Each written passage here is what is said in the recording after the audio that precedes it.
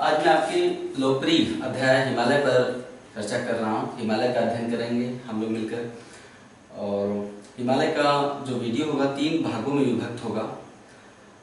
तीनों भाग को समुचित रूप में देखने के बाद आपके दिलो दिमाग में हिमालय बिल्कुल रच बस जाएगा।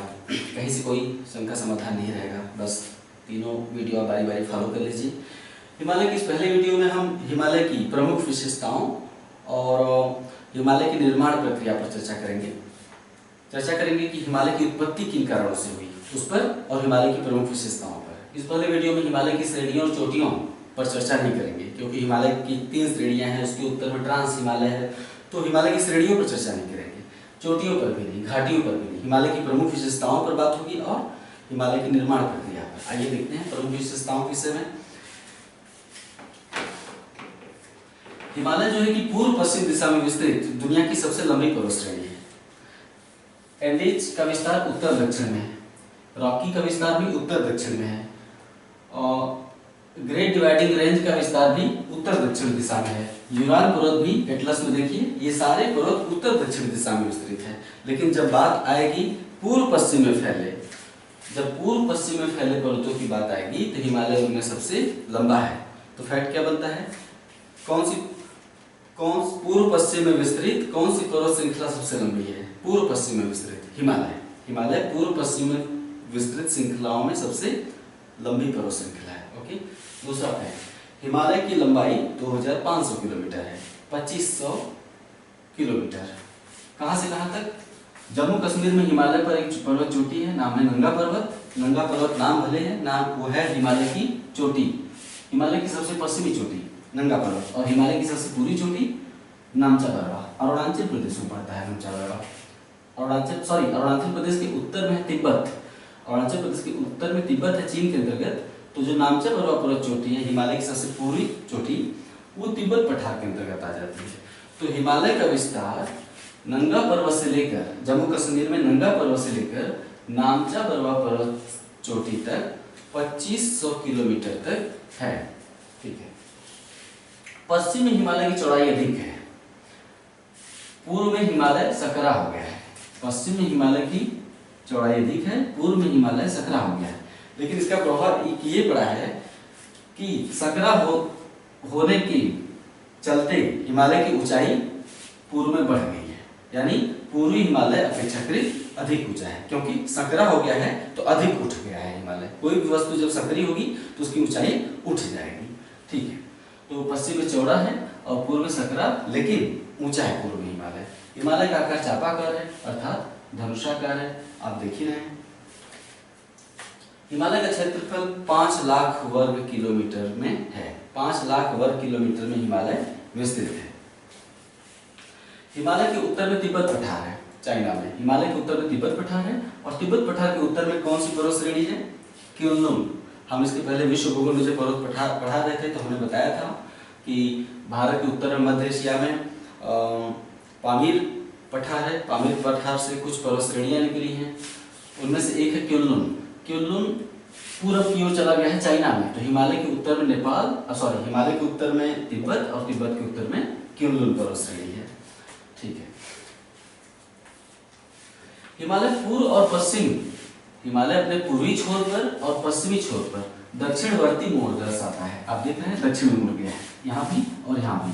तो मैं कह रहा हूँ हिमालय अपने पूर्वी छोर पर और पश्चिमी छोर पर दक्षिणवर्ती मोड़ दर्शाता है। पश्चिमी छोर पर जो दक्षिणवर्ती मोड़ है उसे पाकिस्तान में सुलेमान पर्वत कहते हैं, और अफगानिस्तान में हिंदुकुश पर्वत। पाकिस्तान में सुलेमान और अफगानिस्तान में हिंदुकुश पर्वत कहते हैं। पूर्वी छोर पर जो दक्षिणवर्ती मोड़ है हिमालय का, पूर्वी छोर पर जो हिमालय दक्षिण में मोड़ लिए हुए है, उसे भारत के पूर्वोत्तर भारत के अलग अलग राज्यों में अलग अलग नामों से जानते हैं। आइए मोटा मोटा नाम बता दें। मिजोरम में मिजो पहाड़ी, मणिपुर में मणिपुर पहाड़ी, नागालैंड में नागा पहाड़ी, और अरुणाचल प्रदेश में पटकोई बूम पहाड़ी, पटकोई बूम। एक शाखा चली आई है म्यांमार में। म्यांमार में हिमालय पर्वत को क्या कहते हैं? अराकान योमा श्रेणी कहते हैं, अराकान योमा। ठीक है, तो ये हो गया हिमालय की मोटी मोटी विशेषताएं। हिमालय एक बहुत ही नया पर्वत है। अगर हम भूगर्भिक काल की दृष्टि से देखें तो हिमालय दुनिया के पर्वतों में कुछ नए पर्वतों में शुमार है। हिमालय एक नवीन मोड़दार पर्वत है। मोड़दार मतलब वलित पर्वत है, अर्थात इंग्लिश में फोल्डेड माउंटेन है। हिमालय एक नवीन मोड़दार अथवा वलित पर्वत है। हिमालय का निर्माण सेनोजोइक महाकल्प में हुआ था। सेनोजोइक याद रखना है, इसे पूछ सकता है। सेनोजोइक महाकल्प, हिमालय का निर्माण सेनोजोइक महाकल्प में हुआ था। हिमालय की उत्पत्ति की सबसे अच्छी व्याख्या कोबर का भूसन्निधि सिद्धांत करता है। हिमालय की उत्पत्ति की सबसे अच्छी व्याख्या कोबर का भूसन्निधि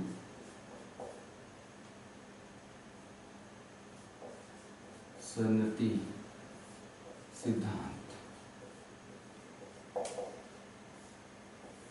हिमालय के निर्माण अथवा उत्पत्ति की सबसे अच्छी व्याख्या कोबर का भूसन्निधि सिद्धांत करता है। अक्सर पूछा जाता है कि भूसन्निधि सिद्धांत किसने दिया? कोबर ने दिया था, जर्मनी के भूगर्भ शास्त्री थे। कोबर ने अपने सिद्धांत के तहत बताया कि आज जहां हिमालय पर्वत है वहां पहले टेथिस सागर था। आज जहां हिमालय पर्वत है, आइए करके बता दें, आपको पूरी तरह समझ में आ जाएगा।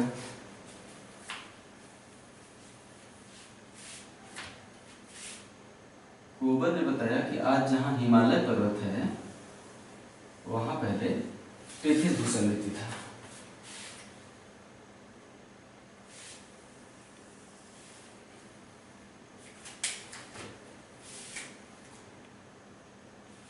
थोड़ी देर आप नोटिस करिए इस चीज को जो मैं बना रहा हूं।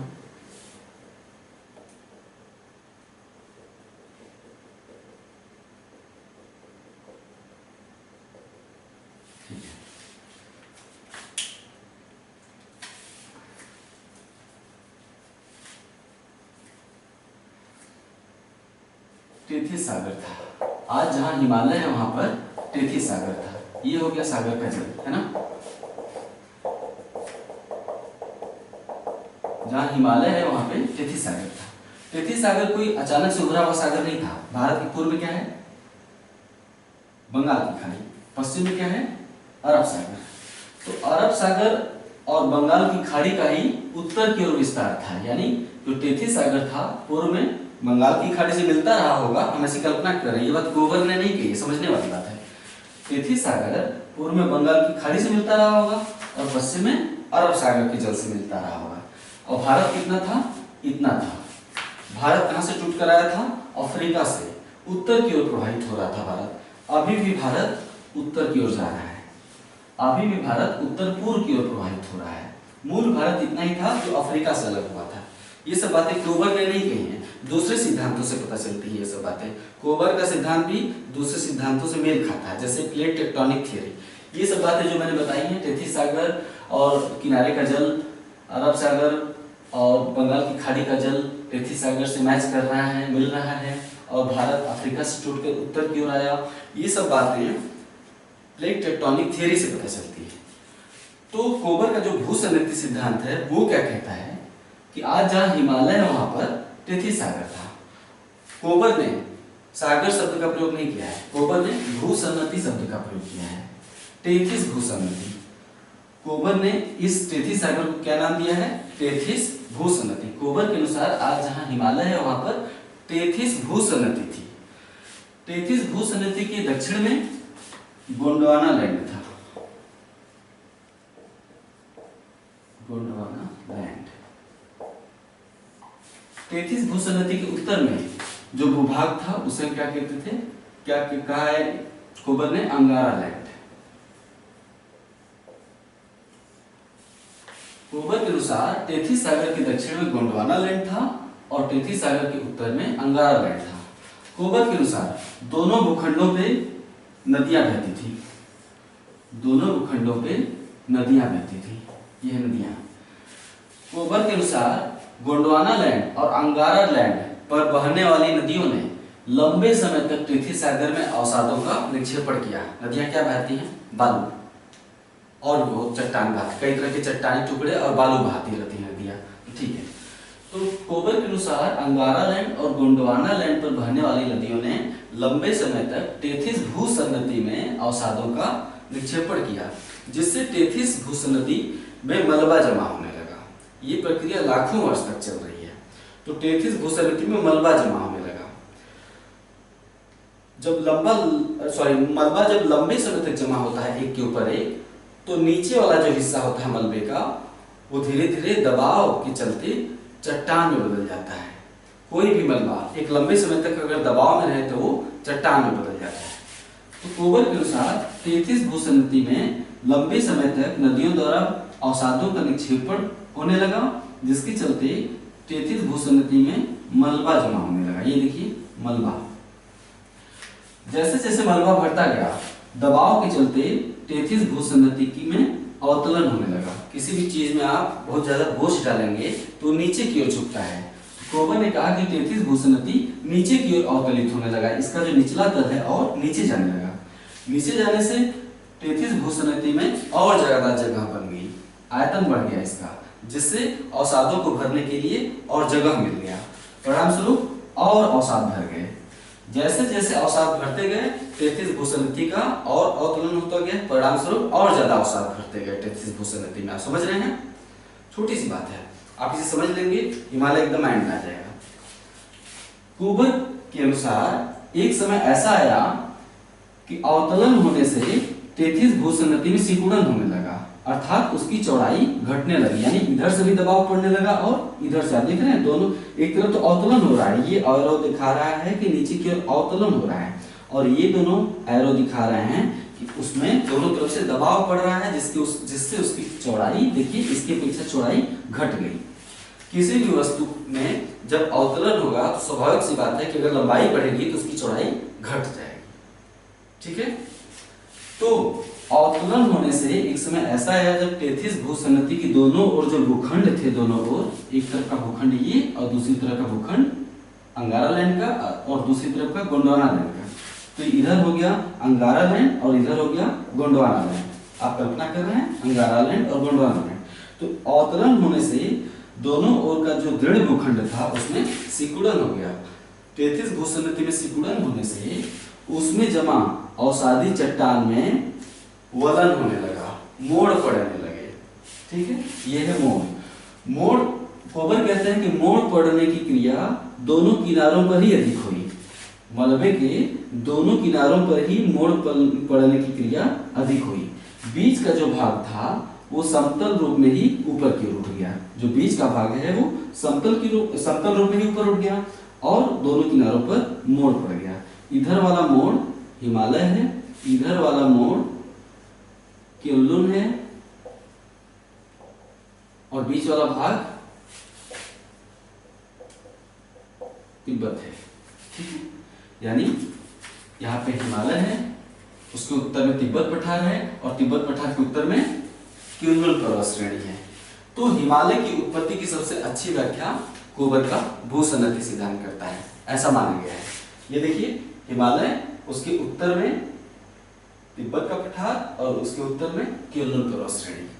तो हिमालय की उत्पत्ति और संरचना का, आकृति और आकार का सबसे अच्छी व्याख्या कोबर का भूसंनति सिद्धांत करता है। आपको समझ में आ गया कोबर का भूसंनति सिद्धांत, हिमालय का निर्माण कैसे हुआ। इसके अलावा कोबर की भूसंनति सिद्धांत के अलावा हैरी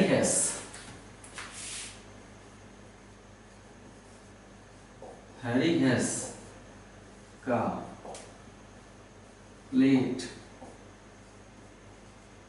टेक्टोनिक थियरी, हैरी हेस का प्लेट टेक्टोनिक थियरी भी हिमालय की उत्पत्ति की व्याख्या करता है, सफल व्याख्या करता है। इसके अनुसार जो प्रायद्वीपीय भारत है, प्लेट टेक्टोनिक थ्योरी मोटे रूप में ये बताती है कि पृथ्वी के सतह पर 200 किलोमीटर की गहराई पर जाने पर, पृथ्वी गोल है, 200 किलोमीटर की गहराई में जाइए सतह से, पूरी पृथ्वी पर 200 किलोमीटर की गहराई में दृढ़ भूखंड पाया जाता है। इस थियरी के अनुसार दृढ़ भूखंड एक रूप में नहीं है बल्कि 6 भागों में विभाजित है। पूरे ग्लोब का जो दृढ़ भूखंड है धरती सतह से 200 किलोमीटर नीचे, वो दृढ़ भूखंड एक नहीं है बल्कि 6 भागों में विभाजित है। उन 6 भागों को हम प्लेट कहते हैं। इन प्लेटों के नाम है Indian plate, Eurasian plate, African plate, उत्तरी अमेरिका प्लेट, दक्षिणी अमेरिका प्लेट, पैसिफिक प्लेट यानी प्रशांत महासागर का प्लेट और अंटार्कटिका प्लेट।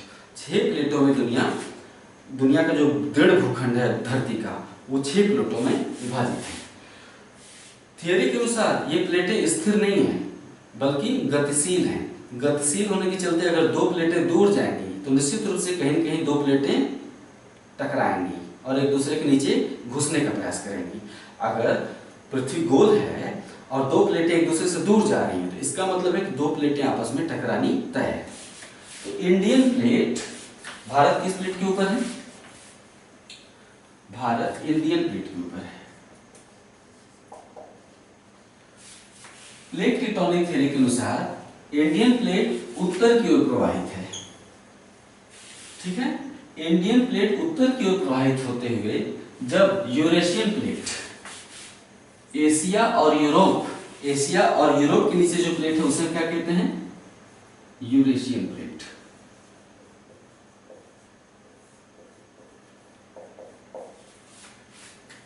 इंडियन प्लेट जब उत्तर की ओर प्रवाहित होते हुए यूरेशियन प्लेट से टकरा गया तो दोनों के बीच में टेथी सागर था। ये प्लेट ये सिद्धांत भी मानता है कि दोनों के बीच में टेथी सागर था।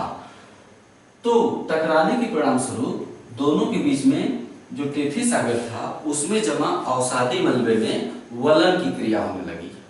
वलन हो गया अर्थात मोड़ पड़ गया। अवसाद भरे हुए थे, जब इसने इस पे दबाव लगाया तो जो इसमें मलबा जमा था उसमें मोड़ पड़ गया। सिकुड़न हुआ तो मोड़ पड़ जाएंगे। तो इसी मोड़ पड़ने के परिणाम स्वरूप हिमालय जैसे नवीन मोड़दार पर्वत की उत्पत्ति हुई। ये बात कौन बताता है?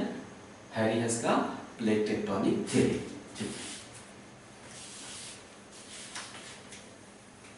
इस अध्याय में आपने देखा हिमालय की मोटी मोटी विशेषताओं को और उसके निर्माण प्रक्रिया को। क्योंकि निर्माण प्रक्रिया को समझना जरूरी था। अगर हम हिमालय पे कुछ ज्यादा बात करें विशेषताओं पर, उसकी पर्वत श्रेणियों पर, तो आपको एक बार हिमालय की उत्पत्ति प्रक्रिया को समझने की जरूरत बहुत ज़्यादा थी। इसलिए मैंने यहाँ उत्पत्ति प्रक्रिया को समझाया और हिमालय की मोटी विशेषताओं को। अब हिमालय की श्रेणियों और चोटियों के बारे में, हिमालय की जो अलग अलग पर्वत श्रेणियाँ हैं, बृहद हिमालय, लघु हिमालय या शिवालिक हिमालय, हिमालय की तीनों श्रेणियों के बीच में जो घाटियाँ हैं, काठमांडू घाटी या वगैरह वगैरह, देहरादून, दोनद्वार घाटी या फिर जम्मू कश्मीर में गुलमर्ग, तो इस तरह की घाटियों के विषय में आप अगले वीडियो में देखेंगे। फिलहाल आप इतना जान लें कि हिमालय के अंतर्गत 4 पर्वत श्रेणियां शामिल हैं। हिमालय के अंतर्गत 4 पर्वत श्रेणियों को शामिल किया जाता है। इन चारों के नाम हैं ट्रांस हिमालय, बृहद हिमालय, लघु हिमालय, शिवालिक हिमालय। हिमालय के अंतर्गत 4 पर्वत श्रेणियों को शामिल किया जाता है। ट्रांस हिमालय, बृहद हिमालय, लघु हिमालय और शिवालिक हिमालय। इन चारों पर्वत श्रेणियों के विषय में अगले वीडियोस में हम देखेंगे। जुड़े रहिए। नमस्कार।